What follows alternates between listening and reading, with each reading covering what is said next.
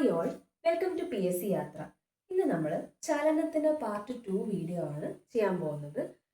അപ്പോൾ part 1 already upload ചെയ്തിട്ടുണ്ട്. അതിൽ ഒരുപാട് കാര്യങ്ങൾ ഡിസ്കസ് ചെയ്തിട്ടുണ്ട്. പാർട്ട് 1 കാണാത്തവർ അത് കണ്ടിട്ട് മാത്രം വരിക.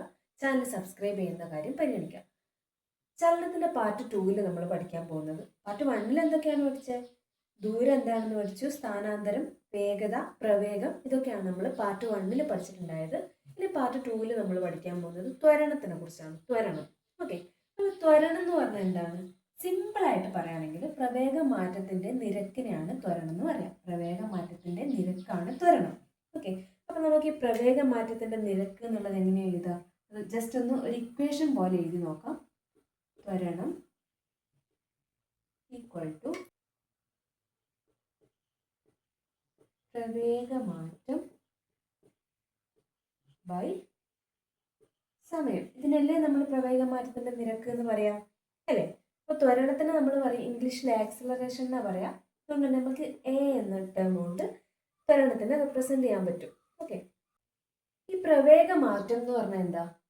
അതായത് പ്രവേഗമാറ്റം എന്ന് പറഞ്ഞാൽ അന്ത്യപ്രവേഗം മൈനസ് ആദ്യപ്രവേഗം, അതിനാണ് നമ്മൾ പ്രവേഗമാറ്റം എന്ന് പറയാം. അന്ത്യപ്രവേഗം മൈനസ് ആദ്യപ്രവേഗം ഡിവൈഡഡ് ബൈ സമയം. ഓക്കെ, നമ്മൾ നേരത്തെ കഴിഞ്ഞ ക്ലാസ്സിൽ പഠിച്ചിട്ടുണ്ടായിരുന്നു പ്രവേഗത്തിന്റെ യൂണിറ്റ് എന്താ? മീറ്റർ പെർ സെക്കൻഡ് ആണെന്ന് നമ്മൾ പഠിച്ചിട്ടുണ്ടായിരുന്നു, അല്ലേ? സമയത്തിന്റെ യൂണിറ്റ് എന്താ? സെക്കൻഡ്. അപ്പൊ ത്വരണത്തിന്റെ യൂണിറ്റ് എന്താ വരിക? മീറ്റർ പെർ സെക്കൻഡ് ബൈ സെക്കൻഡും കൂടെ വരും. ഓക്കെ, അപ്പൊ നമ്മൾ എല്ലാം കൂടി ചേർത്ത് എഴുതുമ്പോൾ മീറ്റർ പെർ സെക്കൻഡ് സ്ക്വയർ ആണ് ത്വരണത്തിന്റെ യൂണിറ്റ് ആയിട്ട് വരിക. ഓക്കെ, ഇനി എപ്പോഴാണ് ഒരു വസ്തുവിന് ത്വരണം സംഭവിക്കുക? ഒരു വസ്തുവിന് ത്വരണം സംഭവിക്കണമെങ്കിൽ അവിടെ പ്രവേഗത്തിനൊരു മാറ്റം ഉണ്ടാവണം, അല്ലേ? ഇനി നമ്മൾ നേരത്തെ പഠിച്ചപ്പം സദിശ അളവും അദിശ അളവും ഒക്കെ പഠിച്ചില്ലേ? അതുപോലെ തന്നെ ഈ ത്വരണത്തിന്റെ കേസിലും ഉണ്ട്. ത്വരണം എന്ന് പറയുന്നത് ഒരു സദിശ അളവാണ്. ഓക്കെ, സദിശ അളവ്. ഇനി നമ്മൾ നേരത്തെ ക്ലാസ്സിൽ പറയാത്തൊരു കാര്യമുണ്ട്. ഈ സദിശം എന്ന് പറയുമ്പോൾ അതിൽ രണ്ട് കാര്യങ്ങളുണ്ട്. മാഗ്നിറ്റ്യൂഡും വരും, ഡയറക്ഷനും വരും. മാഗ്നിറ്റ്യൂഡിന്റെ മലയാളം എന്താ? പരിമാണം. പിന്നെ അതിൽ വരുന്നൊരു കാര്യമാണ് ഡയറക്ഷൻ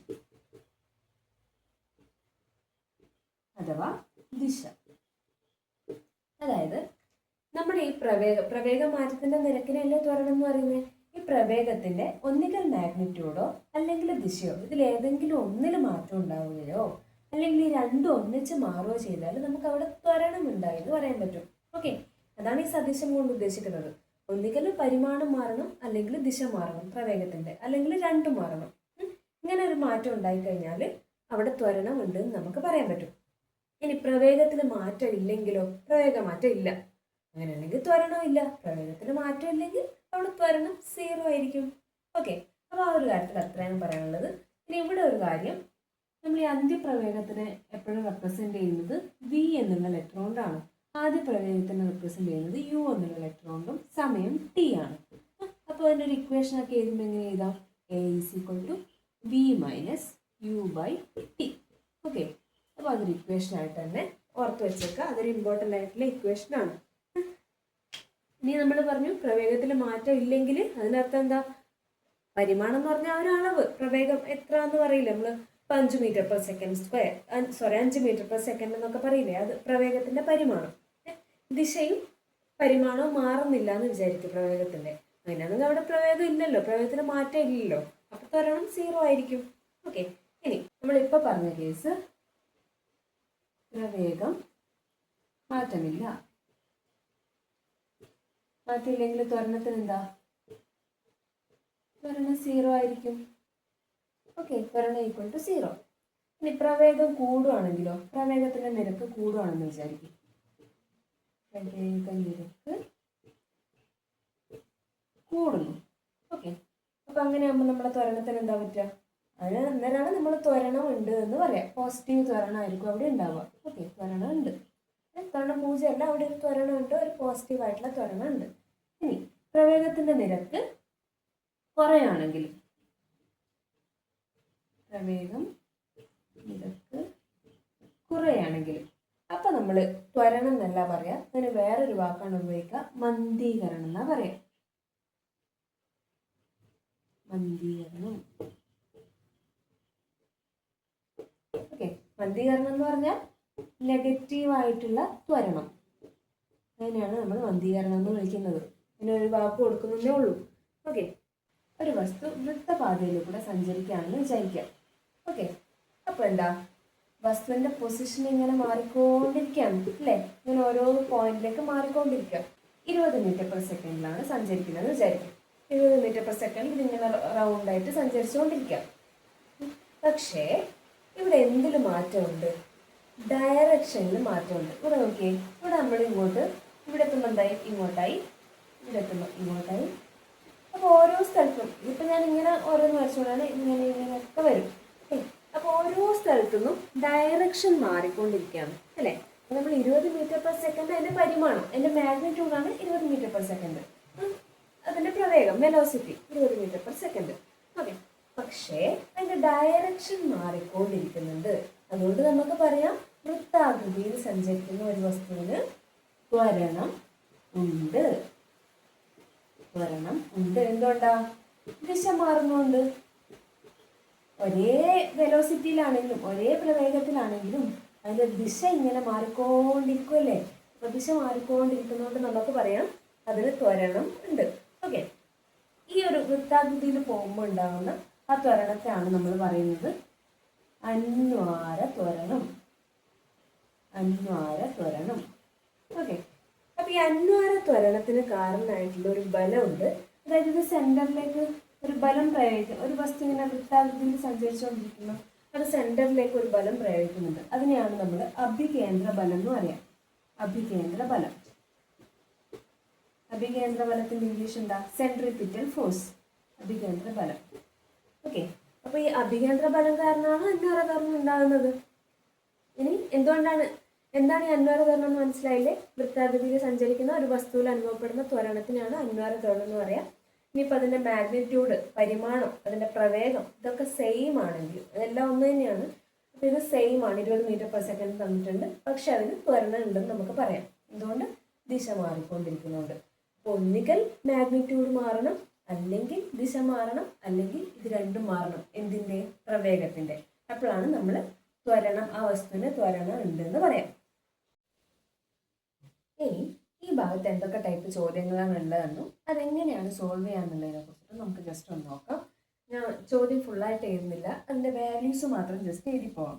ഓക്കെ, അപ്പോൾ 5 മീറ്റർ പെർ സെക്കൻഡ് വേഗതയിൽ സഞ്ചരിക്കുന്ന ഒരു വസ്തുവിൻ്റെ പ്രവേഗം 3 സെക്കൻഡ് കൊണ്ട് 20 മീറ്റർ പെർ സെക്കൻഡ്, ഒരു സെക്കൻഡാണ്, 3 സെക്കൻഡ് കൊണ്ട് 20 മീറ്റർ പെർ സെക്കൻഡ് ആവുന്നു. അപ്പം 5 മീറ്റർ പെർ സെക്കൻഡിലാണ് സഞ്ചരിക്കുന്നത്, 3 സെക്കൻഡ് കൊണ്ട് അത് 20 മീറ്റർ പെർ സെക്കൻഡ് ആവുന്നു. അങ്ങനെയാണെങ്കിൽ ആ വസ്തുവിൻ്റെ ത്വരണം എത്രയാണെന്നുള്ളതാണ് കണ്ടുപിടിക്കേണ്ടത്. ഓക്കെ, അപ്പം ത്വരണം കണ്ടുപിടിക്കാൻ നമുക്കറിയാം അന്ത്യപ്രവേഗം A = അന്ത്യപ്രവേഗം മൈനസ് ആദ്യപ്രവേഗം ഡിവൈഡഡ് ബൈ ടൈം. ഇതാണ് ആക്സിലറേഷൻ അഥവാ ത്വരണം കണ്ടുപിടിക്കാനുള്ള ഇക്വേഷനായിട്ട് നമ്മൾ പഠിച്ചത്. അപ്പോൾ ഇവിടെ V എന്താ?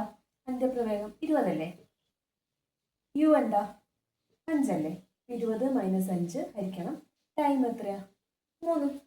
20 5 കുറച്ചാൽ 15/3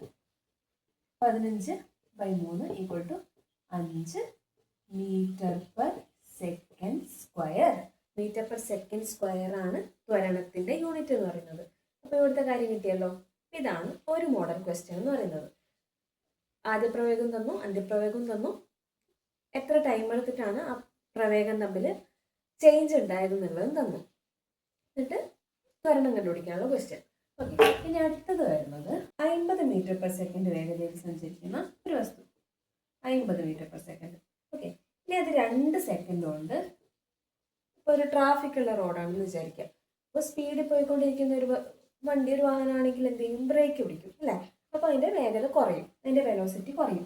അപ്പോൾ 50 മീറ്റർ പെർ സെക്കൻഡിൽ സഞ്ചരിച്ചുകൊണ്ടിരിക്കുകയാണ്, 2 സെക്കൻഡ് കൊണ്ട് 10 മീറ്റർ പെർ സെക്കൻഡ് ആയെന്ന് വിചാരിക്കും. അതിൻ്റെ സ്പീഡ്, വെലോസിറ്റി കുറഞ്ഞു.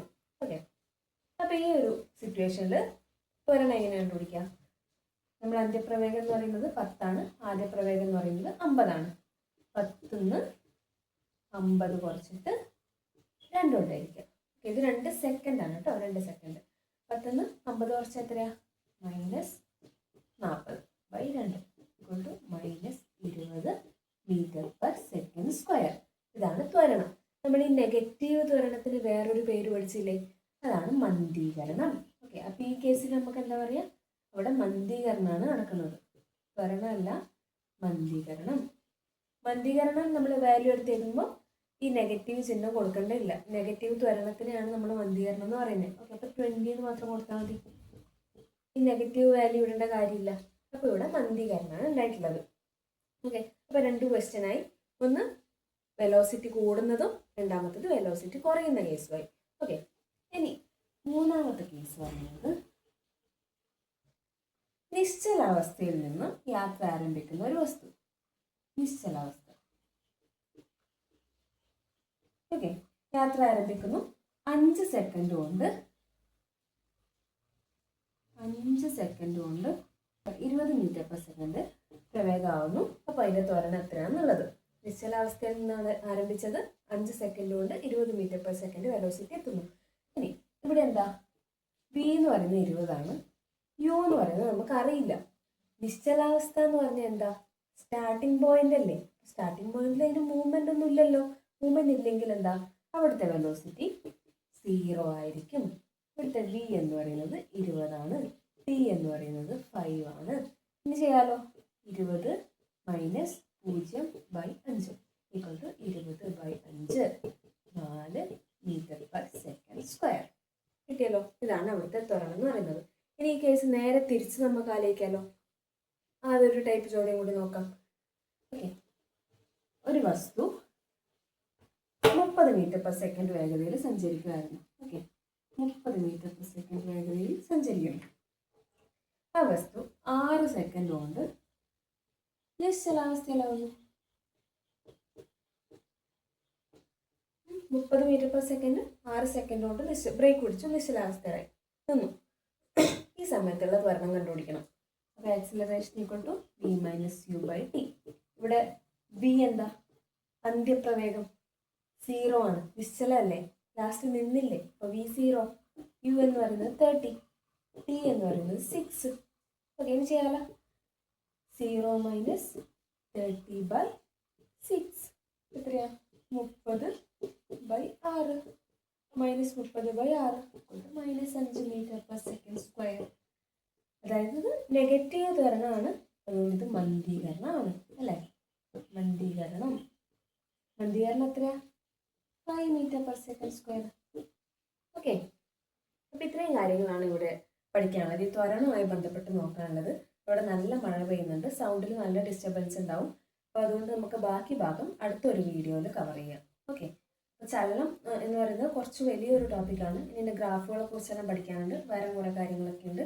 അപ്പോൾ പാർട്ടുകളുടെ എണ്ണം കുറച്ച് കൂടുതലായിരിക്കും. ഒന്ന് ക്ഷമിക്കുക, കൂടെ പഠിച്ചു പോവുക. നല്ലൊരു വിജയം ഉണ്ടാവട്ടെ എല്ലാവർക്കും.